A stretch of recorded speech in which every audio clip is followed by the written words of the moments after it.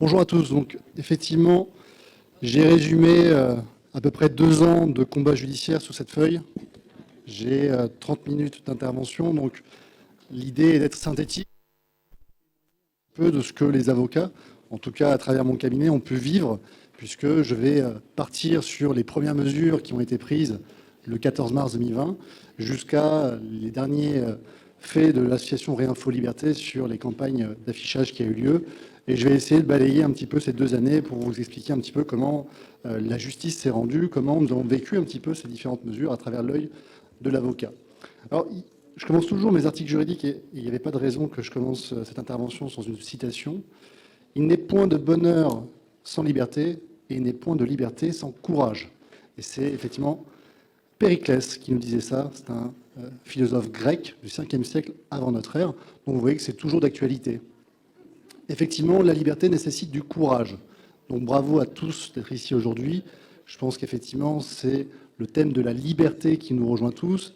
Et je parlais tout à l'heure en disant que ce qui est assez fort avec aujourd'hui cette université, c'est que, quelles que soient nos origines sociales, nos convictions et notre religion, eh bien, on se rejoint tous sur la thématique des libertés. Donc on va parler aujourd'hui de loi liberticide. Et donc liberticide, vous fait penser un petit peu à homicide, c'est-à-dire en fait ce sont des lois qui tuent la liberté. Alors donc, très rapidement, philosophiquement, la liberté, c'est quelque chose d'assez protéiforme. On considère dans la philosophie que la liberté est une condition qui est propre à l'homme et que c'est ça qui nous distingue des animaux. Mais la liberté aussi, c'est justement le fait de dire qu'il n'y a pas de fatalité, il n'y a pas de destin, nous sommes libres et donc nous sommes libres de notre destinée. Juridiquement, la liberté se définit comme étant la possibilité de faire tout ce qui ne nuit pas à autrui. La Déclaration des droits de l'homme et du citoyen et son article 6. La liberté, ensuite, vous pouvez la décliner. Vous avez la liberté d'expression, on en parlera tout à l'heure. On a effectivement la liberté d'aller et venir. On a la liberté d'association. Toutes ces libertés qu'on peut décliner, vous l'aurez compris, ont été restreintes par les mesures prises durant la crise sanitaire.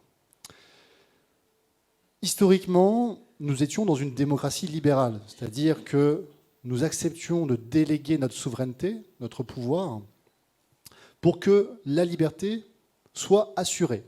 C'est ce qu'on appelle le contrat social. À partir du 14 mars 2020, date donc de la première mesure qui a été prise par notre ministre de la Santé, nous sommes passés d'une démocratie libérale à une démocratie autoritaire. Les libertés ne sont plus individuelles, elles sont collectives, et elles sont collectives dans le but de servir un intérêt général qui est fixé par une oligarchie plus ou moins élue, qui va définir cet intérêt général de manière assez subjective.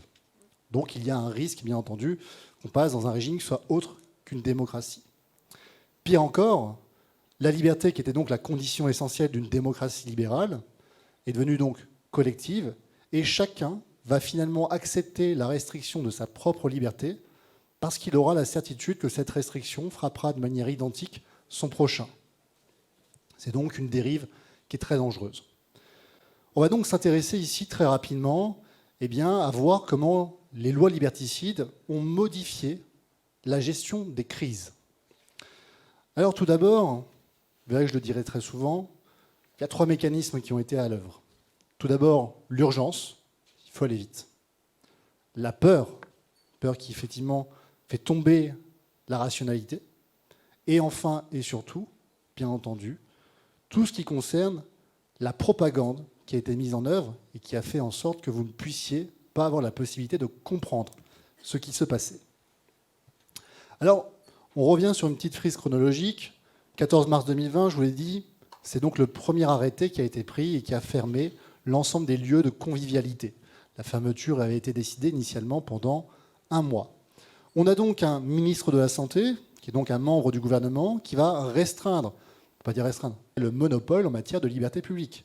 Seule une loi aurait pu donc restreindre cette liberté. Surtout, même si le législateur a le monopole en matière de liberté publique, il ne peut pas faire tout et n'importe quoi. C'est la raison pour laquelle nous avons ce qu'on appelle un conseil constitutionnel, dont l'objectif est donc de s'assurer que chaque fois qu'il y a une restriction à nos libertés, ces restrictions soient justifiées et proportionnées par rapport à l'objectif légitime qui est donc fixé. Donc si vous voulez atteindre l'objectif de santé publique, vous pouvez restreindre des libertés, mais à condition que ça apporte véritablement une plus-value sur le plan sanitaire. Est-ce que cette plus-value aurait été possible grâce au confinement ou grâce effectivement à toutes les mesures qui ont été prises? 2 ans plus tard, en fait, le bilan, c'est qu'on a le sentiment que cette crise sanitaire, finalement, elle a suivi sa propre courbe.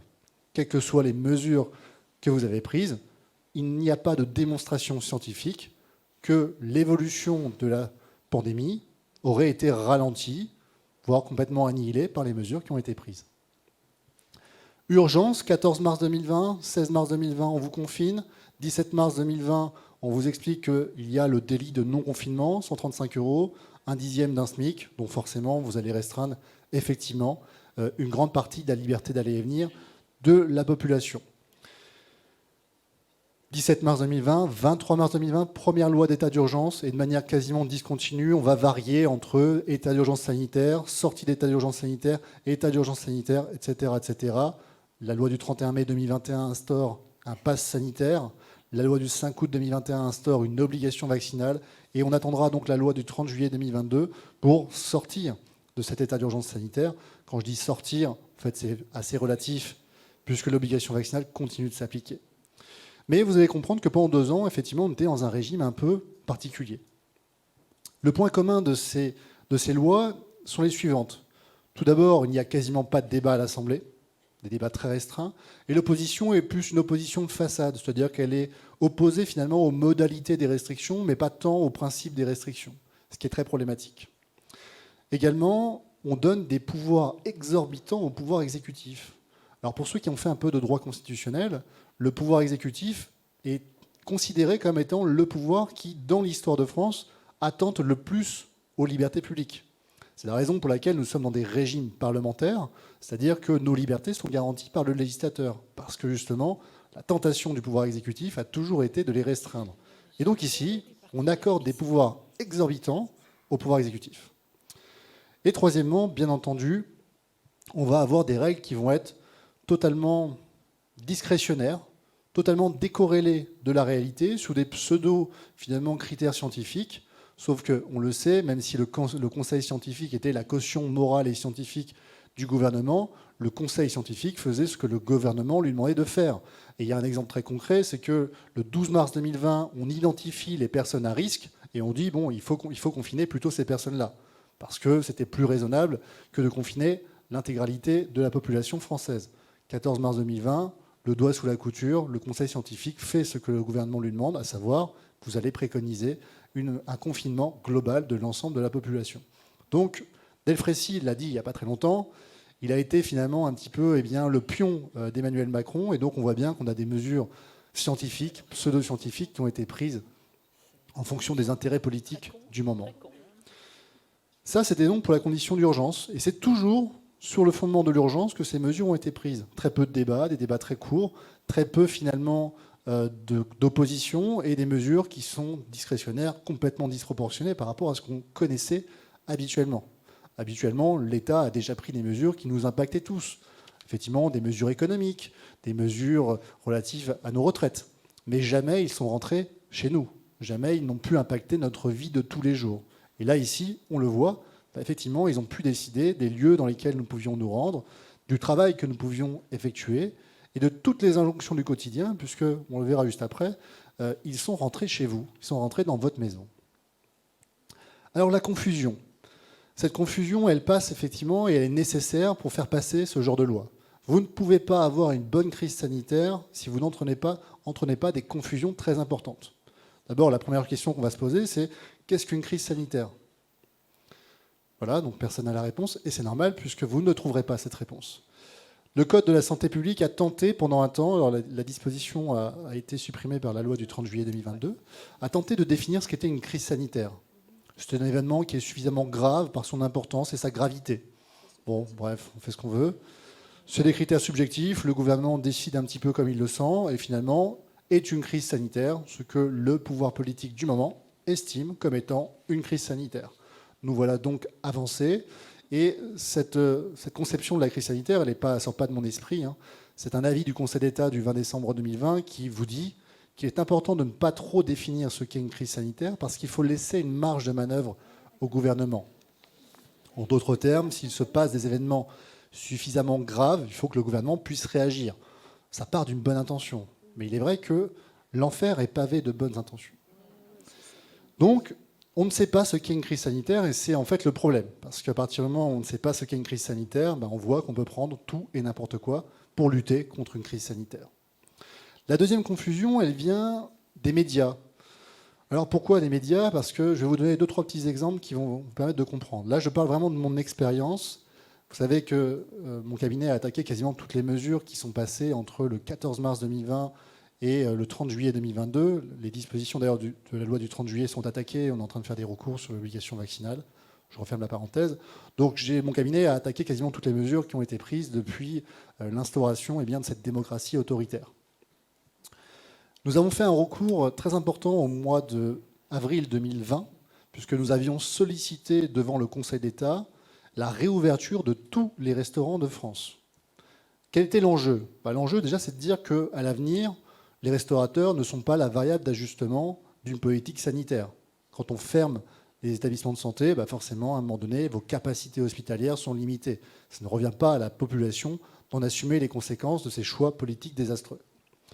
La deuxième, c'est de dire que le confinement ne peut pas devenir un mode normal de gouvernement. On ne confine pas les gens. Le confinement est une mesure inspirée du régime chinois.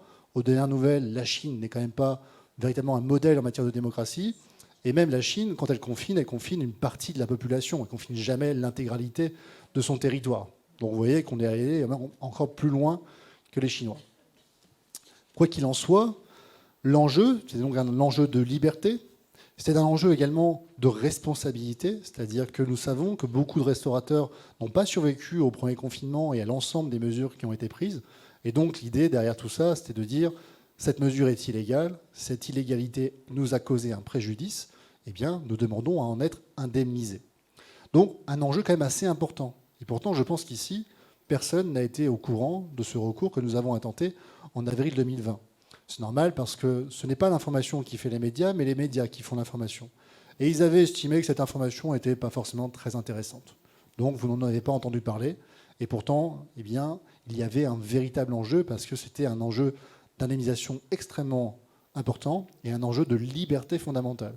On ne va pas gouverner de manière habituelle en procédant à des fermetures administratives.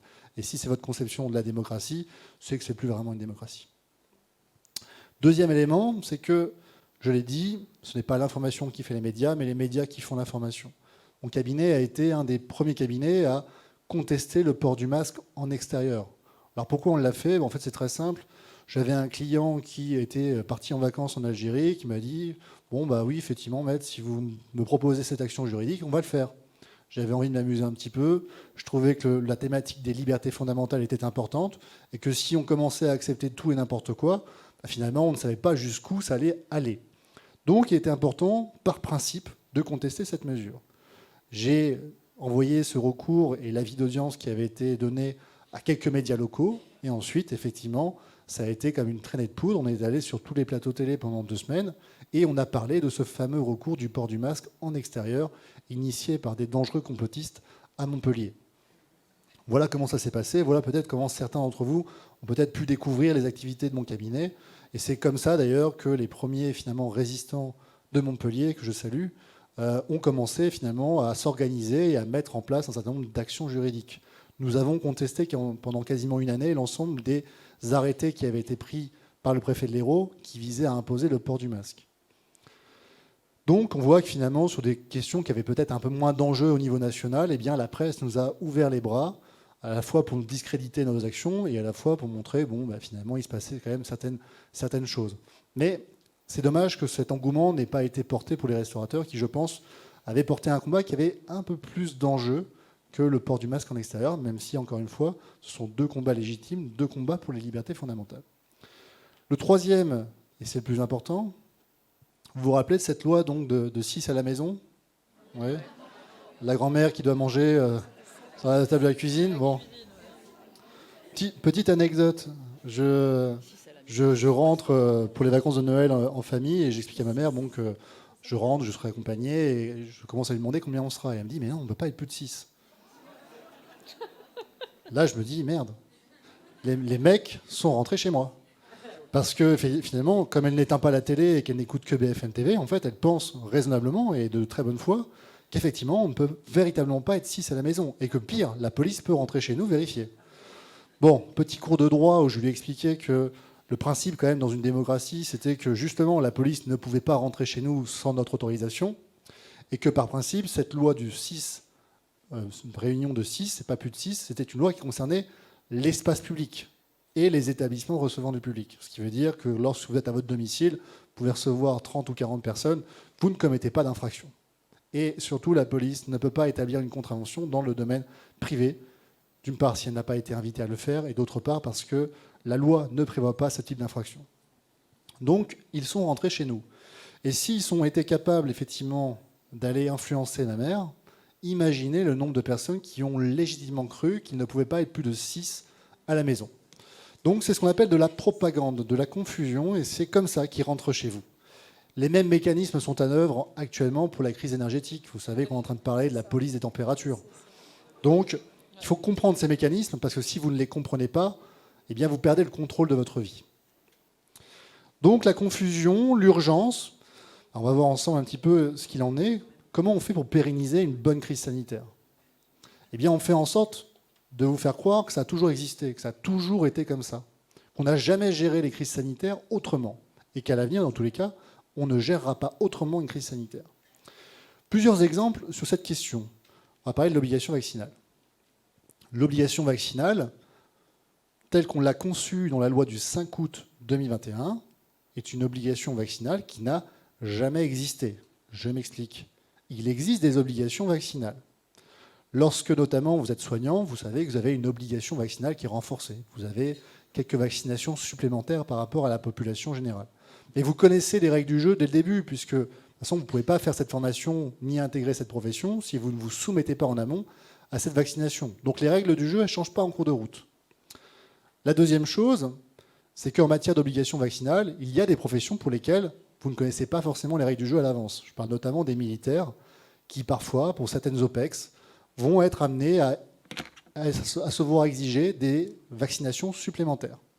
Que se passe-t-il si ces derniers ne veulent pas se soumettre à cette vaccination supplémentaire?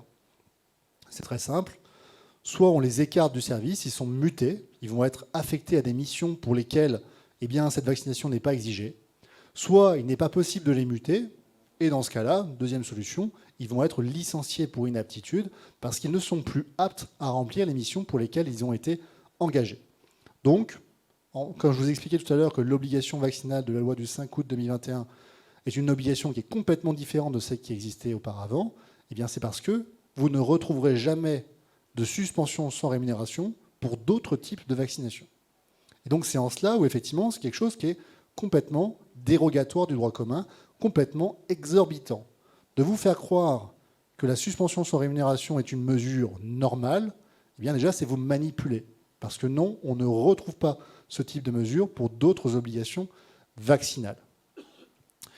Donc après avoir fait cette démonstration, on va parler un petit peu de l'obligation vaccinale de la loi du 5 août 2021. Et si je vous disais que le gouvernement, depuis le début, sait très bien que cette obligation vaccinale est illégale, qu'est-ce que vous me répondriez? Alors, je vais vous donner l'argument. Bon, tout ce que je dis aujourd'hui a été écrit, est totalement consultable sur mon site internet. On diffuse un maximum d'informations. Donc là, je ne réinvente rien. J'avais écrit sur l'arrêt de la Cour européenne des droits de l'homme du 8 avril 2021. De quoi parlait cet arrêt? En fait, c'est simple. La République tchèque fait partie des rares États européens qui appliquent l'obligation vaccinale. C'est-à-dire que sur le plan international, l'obligation vaccinale est une exception. Très très rare d'avoir une obligation vaccinale. Mais si vous faites une obligation vaccinale, c'est compatible avec une démocratie seulement et uniquement si vous respectez plusieurs conditions. La Cour européenne des droits de l'homme, le 8 avril 2021, a listé ces conditions et aucune de ces conditions n'est respectée par la France. Une, qui est la plus importante, c'est qu'il ne faut pas que l'obligation vaccinale se transforme en injection forcée. Une injection forcée, c'est contraire à la démocratie, c'est contraire à l'article 8 de la Convention. Et pour ce faire, il faut donc que les conséquences d'un refus de la vaccination ne soient pas disproportionnées. C'est-à-dire que vous devez véritablement rester libre de refuser cette vaccination. Est-ce que les soignants ont été véritablement libres d'accepter ou non cette vaccination? Est-ce que la population générale a été véritablement libre d'adhérer ou de ne pas adhérer à la vaccination? Je pense qu'effectivement, vous aurez tous compris qu'on a subi une clé de bras et qu'effectivement, cette clé de bras, eh bien, c'est l'imposition par la force étatique, d'une obligation vaccinale qui aurait été une injection forcée. Donc aujourd'hui, tous les recours qu'on est en train d'engager, bien entendu, on n'attend pas que le Conseil d'État nous donne raison, parce que nous donner raison, c'est remettre en cause frontalement la politique qui a été décidée par le gouvernement, et on pourrait taxer le Conseil d'État de gouvernement des juges, c'est-à-dire qu'ils remettent en cause la légitimité démocratique que détient le président en vertu de l'élection, mais que détient également les parlementaires en vertu des élections. Donc, le Conseil d'État ne prendra pas ce risque d'être taxé de gouvernement des juges. En revanche, la Cour européenne des droits de l'homme, je vous l'ai dit, depuis le 8 avril 2021, elle a expliqué quelles étaient les conditions pour qu'une vaccination puisse être considérée comme compatible avec la Convention européenne des droits de l'homme. Et la Convention a une valeur supérieure à la loi et s'impose à la France. La France a déjà été condamnée pour la garde à vue. Elle a déjà été condamnée là-dessus parce que, justement, on considérait qu'en France, les conditions de la garde à vue n'étaient pas compatibles avec la Convention européenne des droits de l'homme. Et aujourd'hui, en garde à vue, vous avez un avocat dès la première minute. Donc il y a eu une modification de la loi, il y a eu une modification des comportements. Et donc, bien entendu, avec l'obligation vaccinale, il en sera ainsi également. Donc il faut garder espoir, puisque, bien entendu, cette obligation vaccinale va tomber. Mais le temps de la justice, ce n'est pas le temps des hommes, ce n'est pas le temps des médias. Et donc cela va prendre forcément un peu plus de temps, mais ne vous inquiétez pas, nous irons jusqu'au bout. Je finirai effectivement sur un dernier point, il me reste un peu moins de 5 minutes. On va parler rapidement du fait que la crise sanitaire est un droit dérogatoire. C'est un droit qui ne pourra jamais faire l'objet d'une judiciarisation normale. C'est-à-dire que nous sommes passés d'une démocratie libérale à une démocratie autoritaire, dans laquelle il n'y a plus de liberté individuelle, mais des libertés collectives, et dans laquelle chacun accepte que la liberté soit l'exception et l'interdiction soit la règle. La campagne de communication de Réinfo Liberté est la démonstration que 2 ans plus tard, eh bien, on ne peut pas discuter librement des chiffres de la vaccination. Pire encore, que finalement, la liberté d'expression serait finalement l'apanage de ceux qui ont raison face à ceux qui ont tort.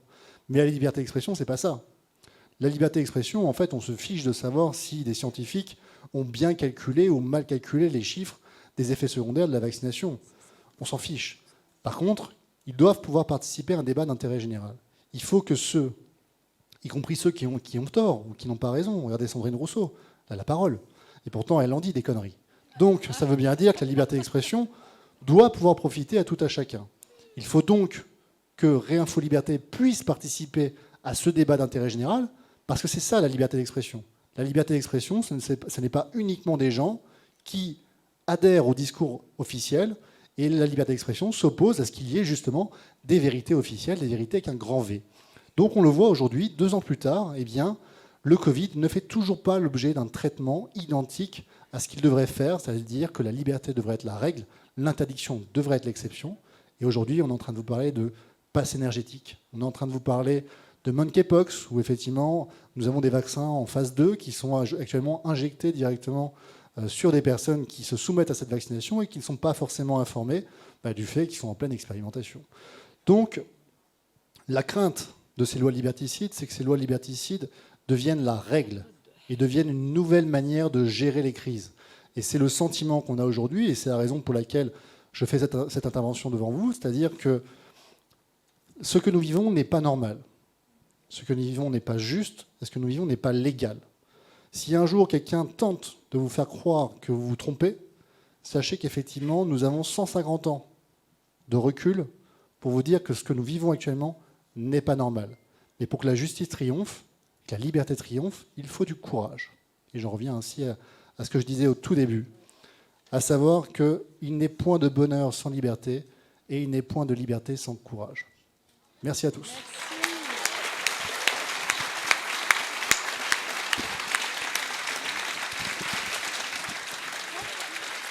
Je sais. Ah oui, celui-ci marche. Merci beaucoup, Maître David Guyon, pour cette allocution concise et en même temps tellement claire et qui nous donne beaucoup d'espoir en tout cas. Merci à toi. Bonjour. Ma question s'adresse à Madame Bonner et Monsieur David Guillon. Oui.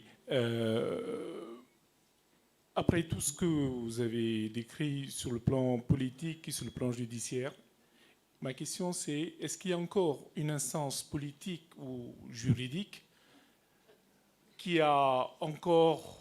auquel le peuple français peut avoir sa confiance? Oui, donc je suis un homme de loi, donc forcément j'ai envie de vous dire que je crois en la justice. Et je n'oublie pas ce qu'on m'avait dit lorsque j'étais à la fac de droit en première année. Lorsque la politique entre dans le prétoire, la justice en sort. Et actuellement,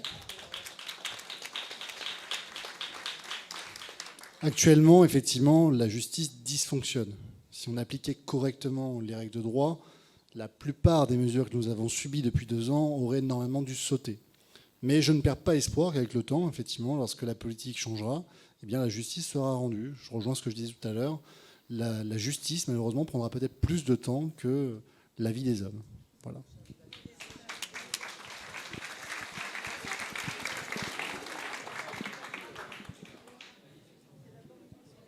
Merci, bonjour. Je m'adresse à Maître Guillon. Vous disiez donc tout à l'heure que vous pensez avec certitude que l'obligation vaccinale des soignants va finir par se faire parce qu'elle est sur base illégale. Dans la mesure où la décision de la CDH, si je ne me trompe, c'était qu'il y avait quelque chose de disproportionné à cette obligation et surtout que la contrainte était très forte pour les soignants et les pompiers et toutes les personnes qui ont des obligations. Ma question est la suivante. Si vous pensez ça sur la vaccination Covid obligatoire, qu'est-ce qu'il en est des 11 vaccins obligatoires sur les enfants qui contraint les familles à céder pour pouvoir mettre leurs enfants en collectivité, sinon ils ne peuvent même pas les mettre à l'école. Et d'un autre côté, on leur interdit quasiment de faire de l'instruction en famille. C'est-à-dire qu'on met les gens face à une impasse, quoi. Qu'est-ce qu'ils peuvent faire quand ils ont eu, par exemple, un enfant qui est décédé suite à une vaccination qui est devenue obligatoire et qu'ils ont un autre enfant et on leur dit « Ah, mais celui-là, il faut le vacciner pour le mettre à l'école ». C'est une vraie question. Merci.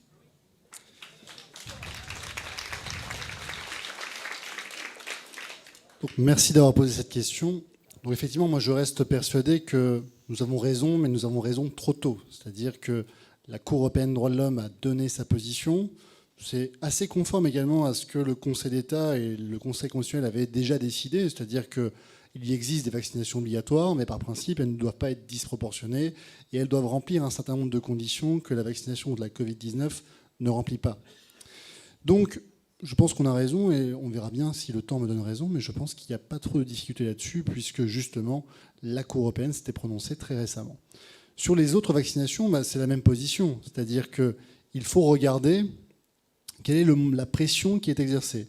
C'est-à-dire que la Cour européenne des droits de l'homme, dans cet arrêt du 8 avril 2021, ça concernait également une vaccination infantile, ça concernait également les conséquences d'un refus de vaccination pour ces enfants. La Cour européenne des droits de l'homme fait toujours une appréciation des faits de l'espèce, c'est-à-dire qu'elle va regarder ce qui s'est passé dans cette histoire. Elle avait constaté que les parents qui refusaient la vaccination s'exposaient à des contraventions. Mais par conséquent, par la suite, les enfants pouvaient être inscrits, les enfants pouvaient continuer d'avoir une vie normale et que ça n'avait pas de conséquences disproportionnées sur leur droit à la vie privée et familiale. Et c'est la raison pour laquelle la Cour européenne des droits de l'homme avait validé et trouvé que l'obligation vaccinale telle qu'elle a été prévue par la loi en République tchèque était conforme à la Convention européenne des droits de l'homme. C'est donc à cette seule condition. Donc si vous m'expliquez très clairement qu'aujourd'hui, cela va avoir un impact qui est disproportionné sur la vie des enfants, je ne peux que vous inviter à saisir la justice, à faire remonter effectivement par les voies de droit ces questions juridiques, et peut-être même nous aurons besoin d'aller devant la Cour européenne des droits de l'homme pour avoir une modification de la loi. Ce qu'il faut comprendre, c'est que la Cour européenne des droits de l'homme rend des décisions, et que normalement ces décisions doivent s'appliquer immédiatement en France. Il n'y a pas besoin d'attendre une condamnation de la France. Sauf que là, vous l'avez compris, c'est la politique en fait. Il y a des intérêts pharmaceutiques qui sont très importants, qui sont à l'œuvre. Et nécessairement, vous avez besoin d'abord de saisir le juge français, que le juge français vous dise non, effectivement c'est conforme, tout va bien dans le meilleur des mondes, pour qu'à la fin, lorsque vous êtes allé au bout de la procédure, vous pouviez saisir la Cour européenne des droits de l'homme. C'est ce qu'on appelle l'épuisement des voies de recours internes. C'est ce qui fait qu'aujourd'hui, par exemple, je ne suis pas encore devant la Cour européenne des droits de l'homme, parce que le Conseil d'État ne s'est pas encore prononcé sur l'obligation vaccinale telle qu'il a été décidé pour la Covid-19, mais bien entendu, c'est l'étape qui va suivre par la suite. Donc je ne peux que vous inviter à faire remonter. Moi, ce qui m'a un petit peu marqué, justement, face à l'augmentation de la liste des vaccins obligatoires, c'est qu'en réalité, on contestait des dispositions qui étaient plutôt des modalités d'application. On contestait en fait l'aluminium qui pouvait être contenu dans ces vaccins, et on contestait finalement plutôt des modalités d'application, mais pas le principe même de l'obligation vaccinale. Ce qui, à mon avis, est un tort, parce que l'obligation vaccinale est une exception sur le plan du droit international, et l'obligation vaccinale, lorsqu'elle existe, est vraiment strictement encadrée par la Cour européenne des droits de l'homme, qui, je le rappelle, s'impose à la France et dont la jurisprudence est clairement connue et établie et doit permettre à la France de s'y conformer sans qu'on ait besoin d'attendre qu'elle soit condamnée. Donc, encore une fois, ce n'est qu'une question de temps avant que tout cela rentre dans l'ordre. Je reste persuadé que justice finira par être rendue.